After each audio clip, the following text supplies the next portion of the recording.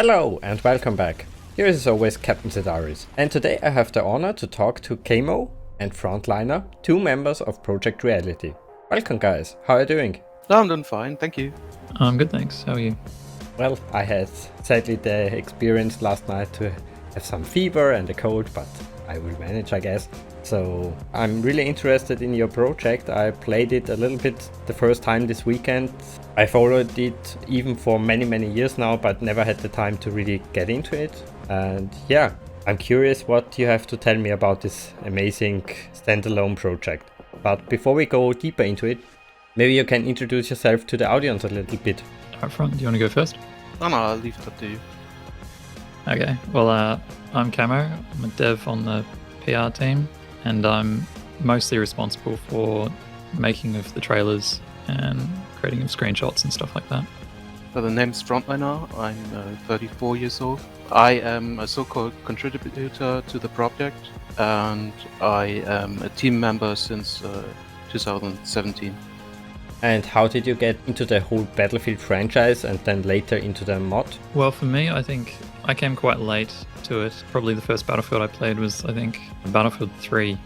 And I remember playing it at the time and thinking it would be really cool to have teamwork where everyone would talk to each other, join a team speak. And so I Googled something along those lines and Project Reality popped up.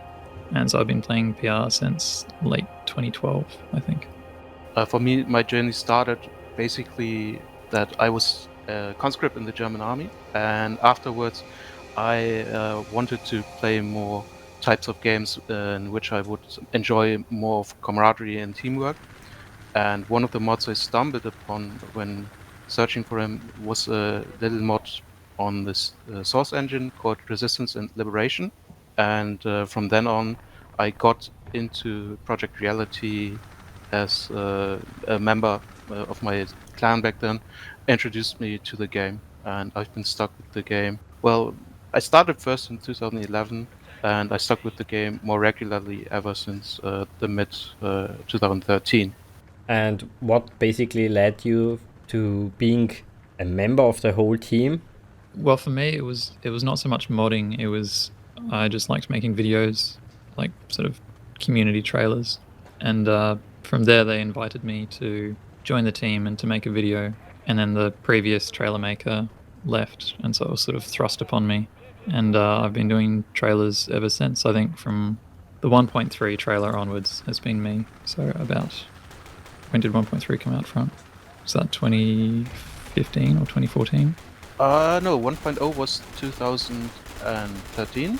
Okay. 1 was 14, 15, 16 should be correct. Okay, so about then, 2016 onwards. Yeah, for me, I said I was invited, basically coerced into a Q&A position by one of the lead developers. And that happened around 2017, as I mentioned. And I got my contributor level, if you will, last year. As I'm also doing a lot of video editing, I'm a little bit curious, how easy is it to make a video in the Battlefield 2 engine? Do you have enough tools to make it very quickly, or is it really tedious? The tools are quite good. There's sort of vehicles you can spawn and then jump in, and they've got like a camera functionality. That's quite easy. The difficult bit is gathering people to act in the trailers. It's that's the difficult bit, and that takes a long time. Yeah, if you pay closer attention to the trailer videos, you'll often find there's 8 people at most. That's basically all who show up. Yeah, that's the hard bit. We would like to make it more epic, but yeah, it's getting easier and easier because I'm much faster at it now. But it still takes quite a while. And what software do you use for it? I use Sony Vegas mostly just because I'm comfortable with it, and I don't really need any of the stuff. Like, I know it's generally frowned upon. You should use Adobe products, or at least I hear. But I like Vegas, so I stick with it. For PR trailers, at least. Yeah, I can quite understand this. I also stick with Vegas for now 10 years.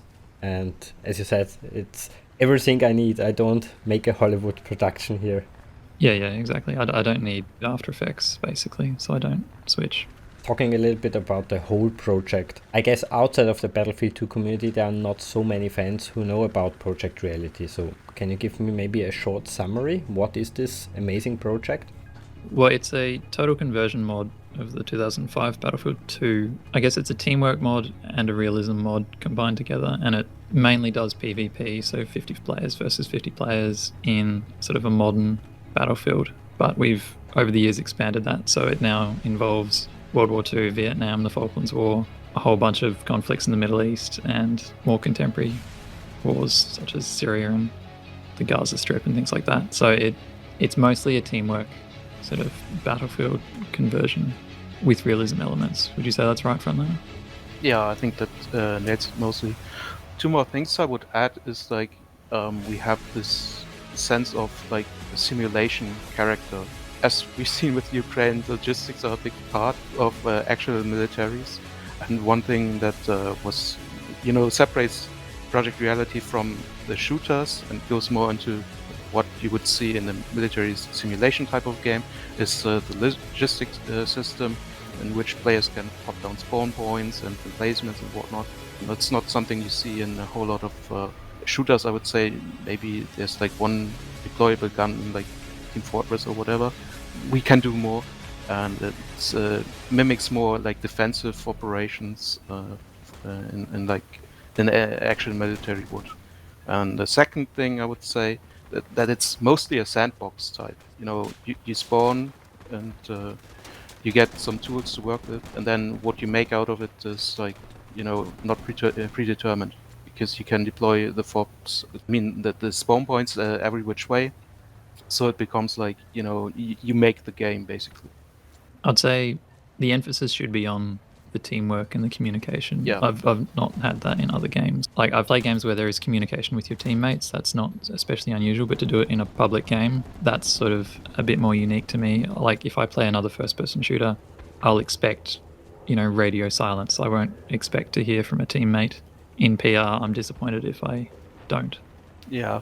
So basically this teamworking aspect is really cool, because in many games, many first-person shooters, you would see like people, record footage of, teaming up with somebody, and that's like, once a blue moon, it's pure happenstance. And in PR, it's like, you dude, come over here, I have something I need taken care of. And then, he can either respond positively by saying, yeah, okay, I have the time for it, or no, I've got to go back to my squad or whatever. That aspect is sadly lost with many modern games, because people don't really, or they aren't used to communicating in a multiplayer server. Yeah, that's definitely also for me the biggest complaint in Battlefield 3, that the developers removed basically the whole voice over IP system. And here you have so many unique features, not only the voice over IP system, which is divided into local squad and a direct line to the commander, but also the amazing logistic systems, the deployable assets. Do you maybe know how the team came up with those unique features basically?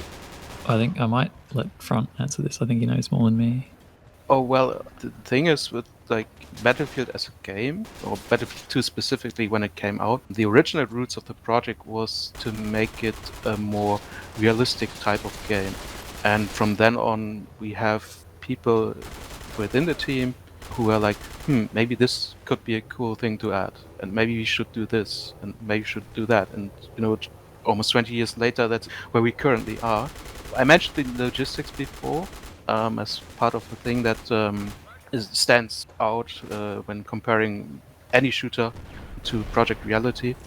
And there was this developer back in the day called Actman, and he and another developer, Fuzzhead, came up with the idea.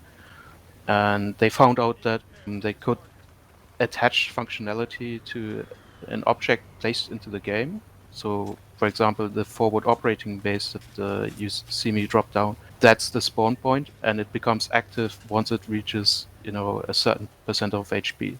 So that's kind of where they got the idea for the logistics system. It's also found in reality as well, where you would, you have like your home base where you would return to after a mission and whatnot. So that's kind of where the idea came from. Since this whole game is a little bit more on the realistic, complicated side, where can a new player find a quick guide, some tips? Where should he go basically first when he starts playing this game? Probably two things. One, there's a PR manual you can download where you sort of get a rundown of how you can play the game, but we understand that's a bit dry and a bit boring for new players. And there are also, so someone else has made a couple of tutorials. I know Unicode has made a tutorial recently, sort of a 101 to PR, which was really good of him. And there are a couple of other tutorials on YouTube as well.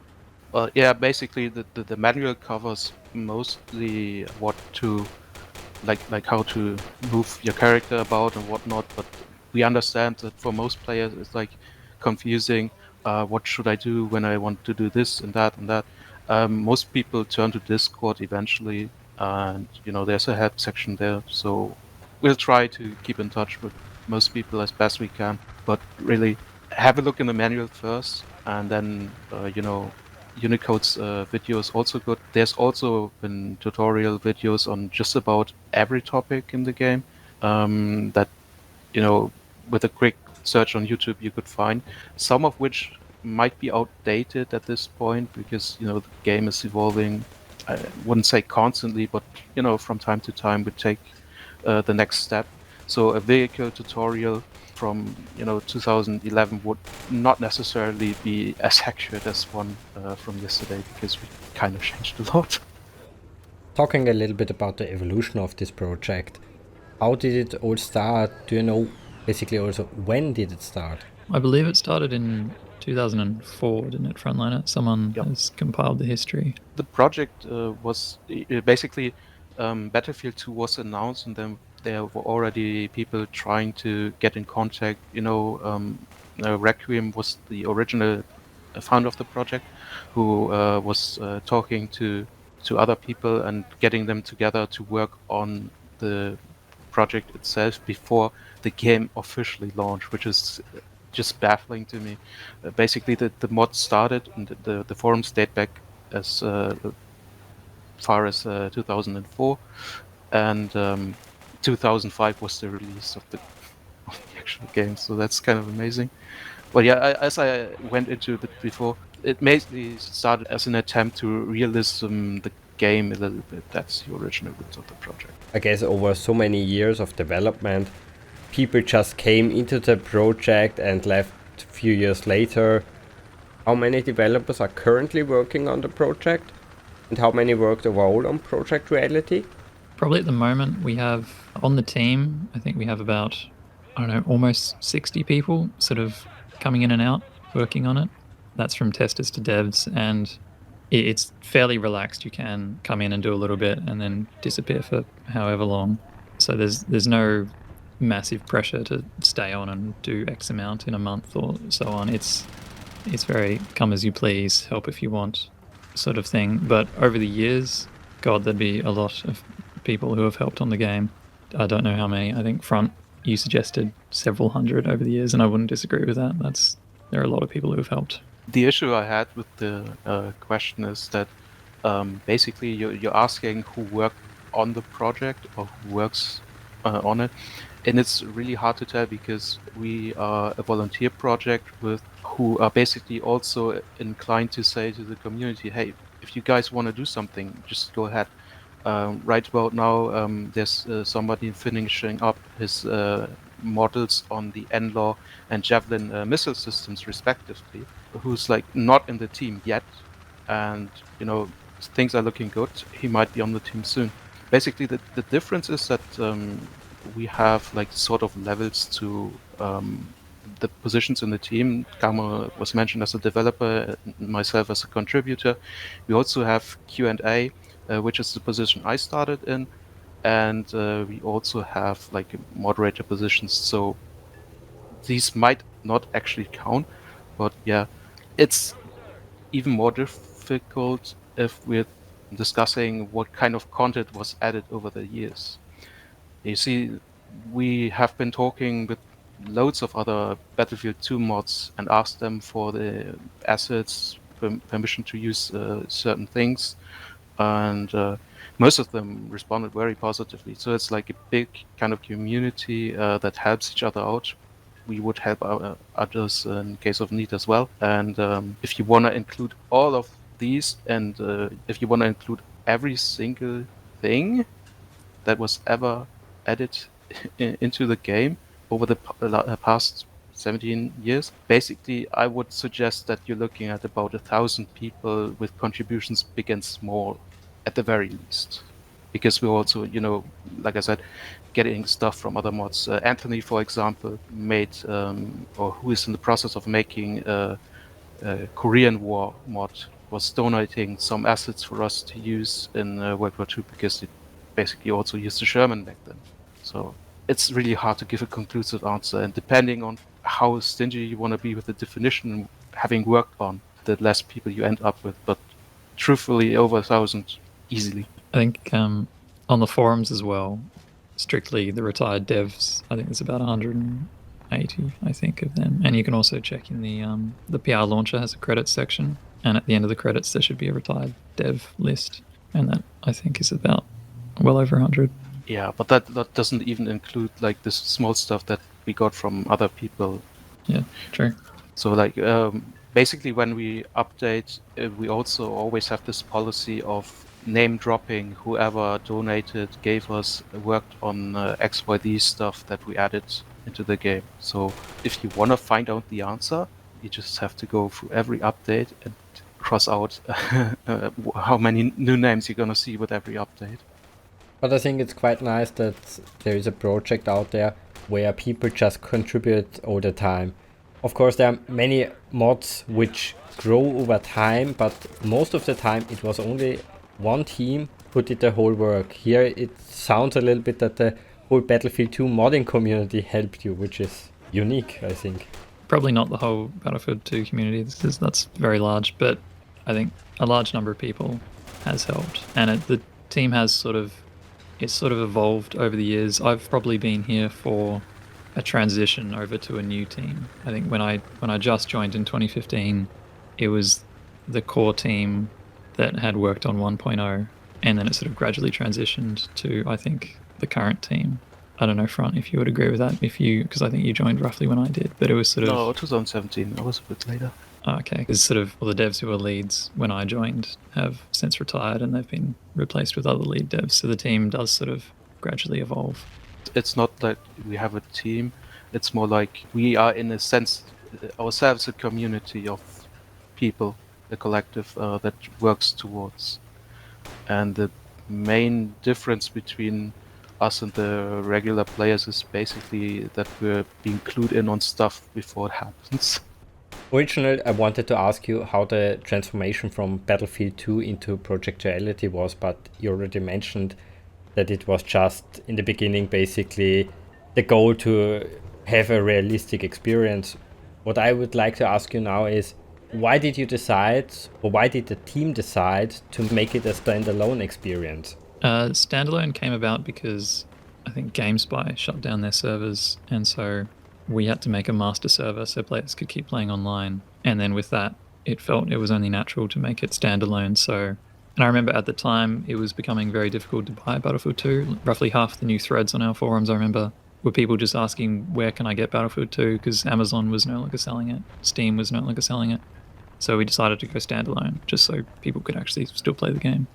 Yeah, basically, standalone was one way to promote the game, because the installation used to be more difficult in the past.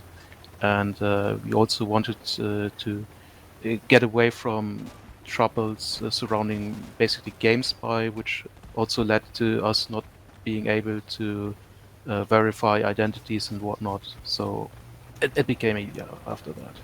Did you ever get basically a feedback from EA or DICE? Because you did a standalone, which is kind of unique, I would say, from a modding community. No, we've never got anything back from them. It was, I think at the time, we didn't really think it was a very big deal. We sort of added it in as sort of like a last minute thing. We're like, oh, 1.3 is coming up. We'll add standalone. It was mostly about GameSpy having servers up, and then made it standalone. And then I think the community saw it and went, oh my god, we're going standalone, that's big news. And we didn't see it that way.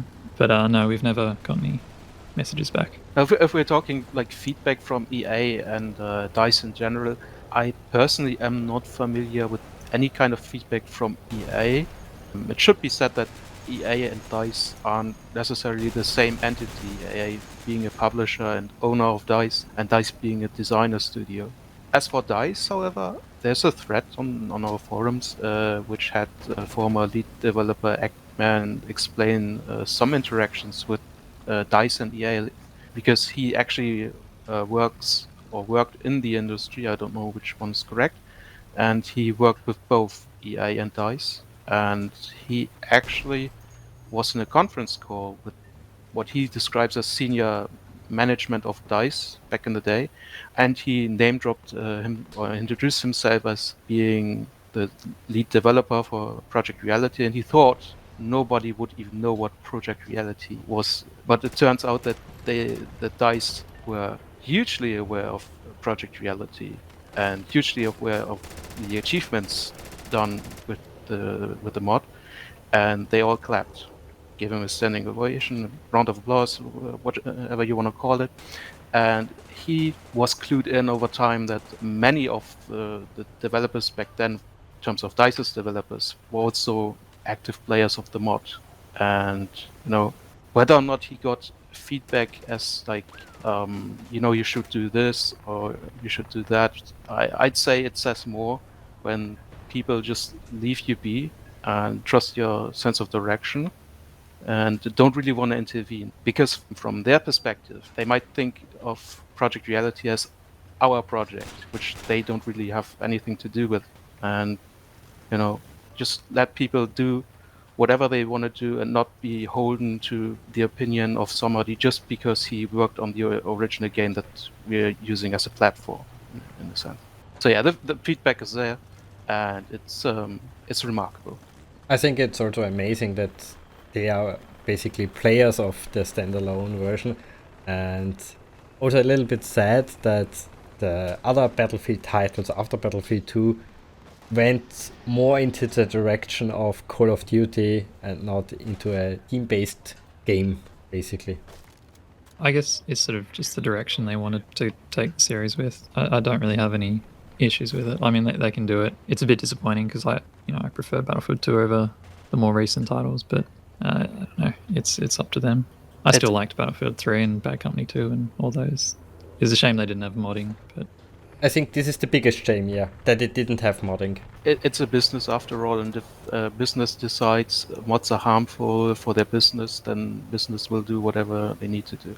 Whether or not that's successful, as we've seen with Reality Mod for BF3, is yet to be seen, because maybe it's possible to also have mods for Battlefield 3. But yeah, as a player, it's really disappointing to not have the ability to mod the game. So many games have come out as part of being originally just a mod for an existing game. Dota is a good example. It was basically just a map for Warcraft 3, and then it got popular in its own sense. And then things happen, and you're looking at a franchise that itself is raking in billions of dollars, billions with a B. So I really don't know what they think they are getting out of from not having mod support. I would say that they're losing more than they gain. But that's their decision to make. Yeah, sadly, it's their decision. But after the debacle with the release of Battlefield 2042, maybe they decide to think a little bit and hear what the community has to say. Just to add on to that, in a weird way, them not having modding for subsequent games after Battlefield 2 has, in a way, prolonged Project Reality. Because I think if Battlefield 3 had modding, I think Project Reality would have died in 2011. And so, in a funny sort of way, them cutting off mod support has allowed us to survive and allowed the game to get better and better. Because I think I much prefer the game now than I do in 2012, and 2012 would have been the peak of it, and then Battlefield 4 would have killed Project Reality BF3 maybe, and then each one after. So it's from my funny perspective, how that goes. Yeah.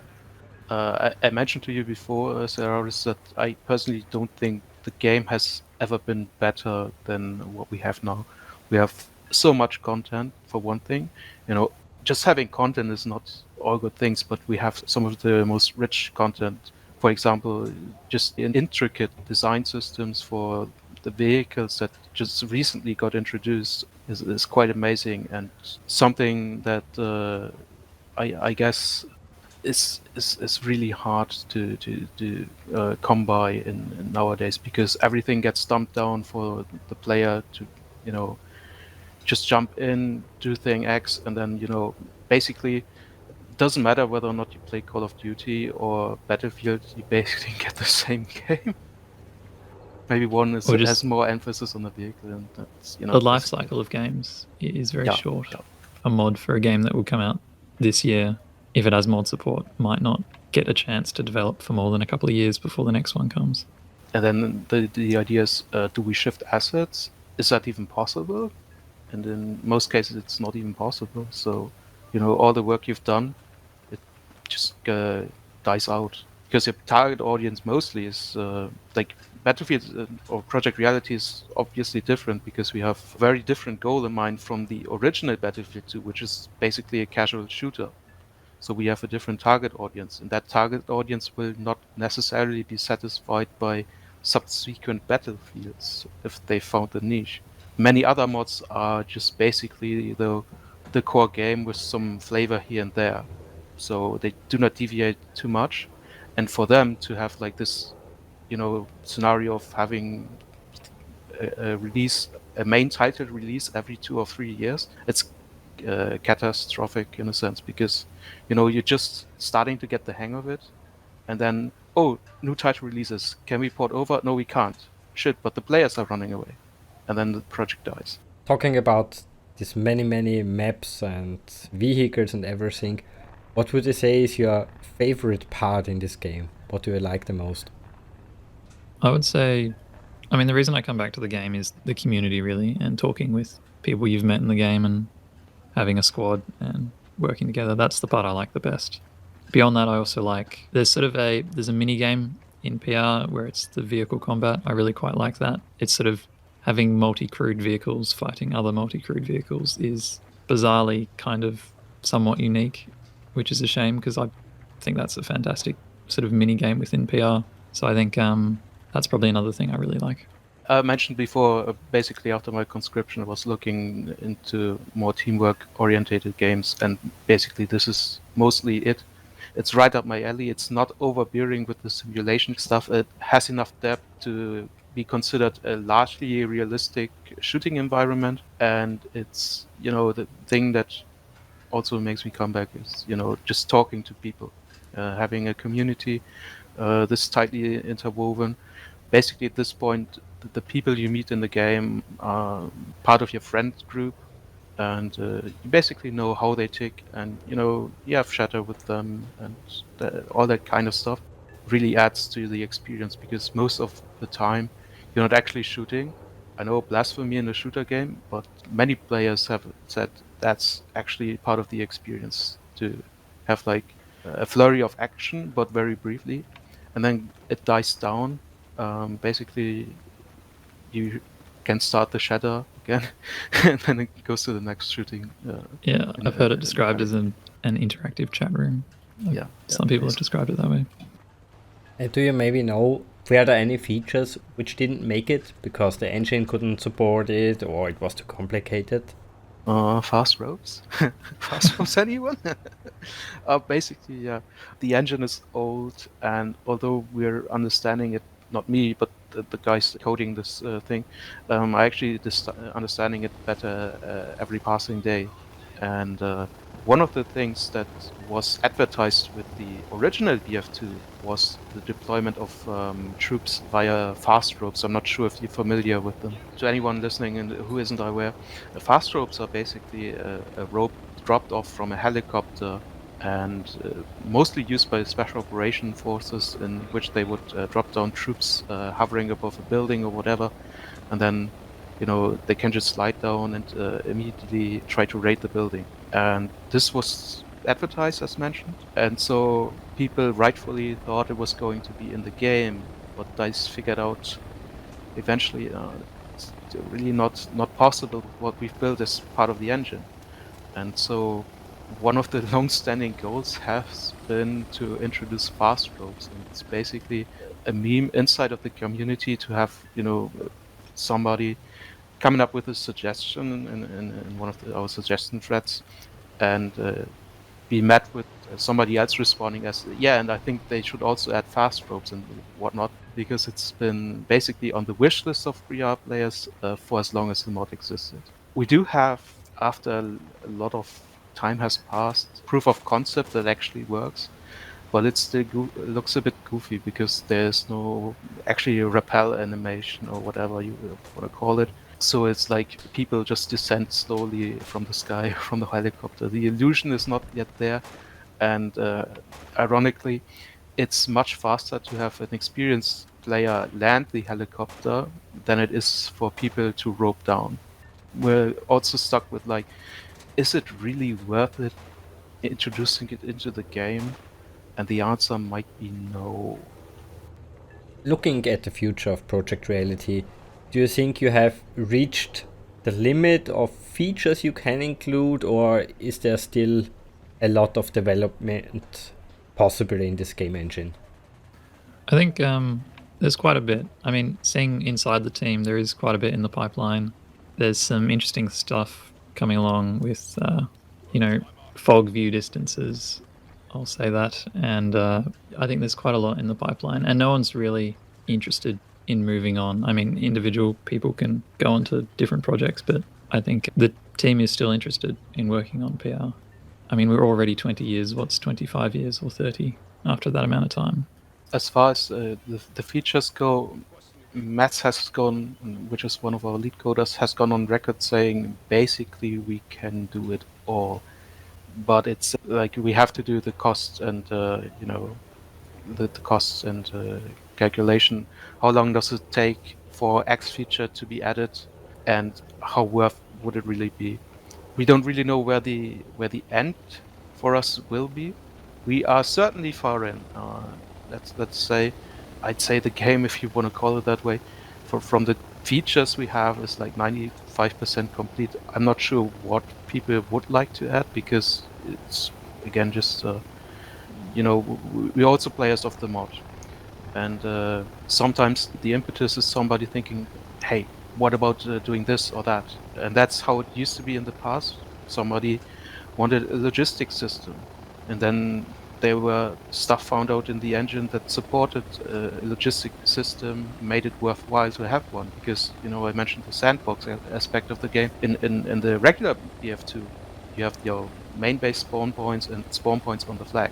But how cool is it to have your own spawn points of your choosing, and to make it a tactical decision where my spawn points should be and where should they be? Of course, well hidden. That kind of aspect is sadly lost with if you don't have this ability, and if you don't have people experience with the game, thinking of what if. I mean, right now we've got one of our devs, Rhino, who's working on a sort of a naval warfare aspect for the Falklands mini mod. He's got a frigate in the works, basically because, like Front said, he was interested in that. He said, I want a frigate in Battlefield 2 with radar and missiles and a multi-cruise ship. Yeah, he wanted that in BF2, so he's gone and done it. The frigate itself is a huge. It would qualify as a project of its own, because it's so massive. It's pretty much its own mod, really. And I suppose I'll add, I don't think the age is an issue with PR anymore, because I don't think there's anything that quite replaces PR with any other game. And so people will come back to PR, will stay with PR playing it, because nothing quite does it like PR for us. And that's the same. I was just saying that's similar for a lot of other mods. I'm thinking of Falcon BMS, the F-16 simulator. I know that game's, that came out in the 90s, and there's still people playing that because DCS doesn't quite do it for them, because they like aspects about BMS that are better for them. And I think PR is similar that way, because games like Squad or Arma or Hell Let Loose, they're similar and they scratch a similar itch, but a lot of people do just like PR. like us, and so we're going to keep going. Well, it's certainly one aspect to have an old game because, I guess it's expected that your PC can handle it somewhat. Whereas with newer games, especially the draw distance and view distance of any meaningful or realistic draw distance is a huge bottleneck in modern engines. It's really, really taxing, and that's one of the reasons why many players did not make the switch from PR to squad, because they're like, I don't have the necessary computing power for it. I wouldn't say that it's like the most valid of arguments, but if you can get what you want, a teamwork-oriented shooter with PR, then might not need to be a reason to upgrade for squad if you can live with the graphics. Good, I would say we come slowly to a close. What did you learn during those many years of playing this game, during the development?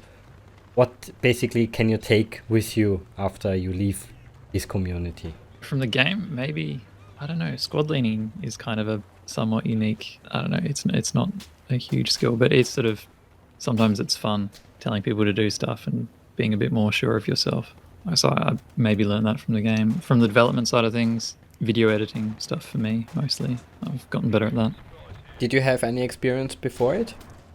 No, none. You see, that's mostly what I mean. You show your worth, and then, I mentioned before, I'm not strictly speaking a developer. I'm mostly interested in, I have this game and I want to achieve this or that. I'm more inclined to do stuff like how the game behaves, how the game's internal rules. For example, what I did was to introduce a weighted resupply system. Basically, the original Battlefield 2 had also a class that would be able to resupply others. And the way this works is that every item slot has 100 points worth of ammunition. And I wasn't really fine with the way it was being handled because, small stuff like, for example, like the bandage, the band-aid that we issue to every soldier is worth the same way a missile is worth. That always irked me. And when we figured out that there was actually a way to, make one thing cost less and the other more, I volunteered, I want to do this. And then I came up with like a plan and, and that was then into the game. If anybody wants to help you, where can they get in contact with you? Where can they basically join the team? Either through Discord or our forums. Generally, you have to show a little bit of what you're interested in doing or what you can do. Generally, pick up a task that needs doing and then do it, and then be a nice person to talk to and easy to work with. That's generally how you work with PR. Well, you said it from the perspective of somebody from the outside saying, oh, I want to get into this group. And I'd say it's actually the reverse. We see somebody, or we see somebody's potential. So, for example, Langmaster, who is working on a Striker MGS model, was recently led onto the team because we are certain of him, being able to perform, and we want him. Others, I mentioned A&W with the N-Laws and the Javelin before. I don't think there's a reason to not have him on the team, but so far that has not happened yet. But Camo saying, you can try to ask, with you state what kind of experience you have, and then we might say, yeah, here, do something like this. But I think this is the part that gets you into the team with the most exceptions. It's really rare. I would say many more have this where they have something that they want to see in the game and they present it to us and we're like, hey, yeah. And then, bang, he's part of the team. Okay, guys, I would say let's go to the last part. Basically, this is the part of the video where I open the mic to you guys. Would you like to add anything? Anything we haven't touched, maybe? No, I would say it was fairly comprehensive. Maybe sort of the influence of PR and the little bit of a genre I think we started.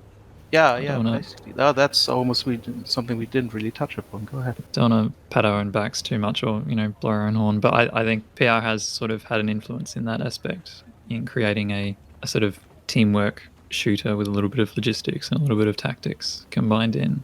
and because you see that some other games do cite us as a inspiration, and that's quite nice. That's quite nice to see. Like there's Arma and there's Battlefield, and we're sort of in between. And for most people, I think that's like the best description. We're not as simulationist-ish as Arma would be, but we're also not as casual of a shooter as Battlefield would be.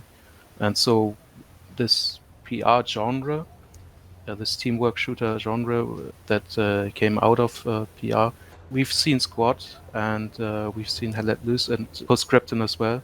And these titles all have seen, I would say they've been doing quite well for themselves. They've seen huge successes. And I think that's like not something that the two of us would be responsible for, but you know, the guys who, you know, Eggman and Fasset, who came up with logistics as a new gameplay means, and basically that's like where I would say the big schism is between we have this casual shooter and we have something more inclined to realism, and seeing, you know, other games trying to emulate that, taking inspiration of that, that fills one with pride. Not us necessarily, but, you know, the people who were in charge of the project back then. I can only add to this. Thank you for doing this amazing mod. It looks so good, and I enjoyed my few hours I spent already in the game so much, and I look forward to play more. Hopefully, yeah, you know, you can just hit me a message or whatever, or just join. Yeah, certainly will. Okay, I would say that's it for this video. Leave us a comment, tell us what you think about the game, and of course, play the game. Until next time.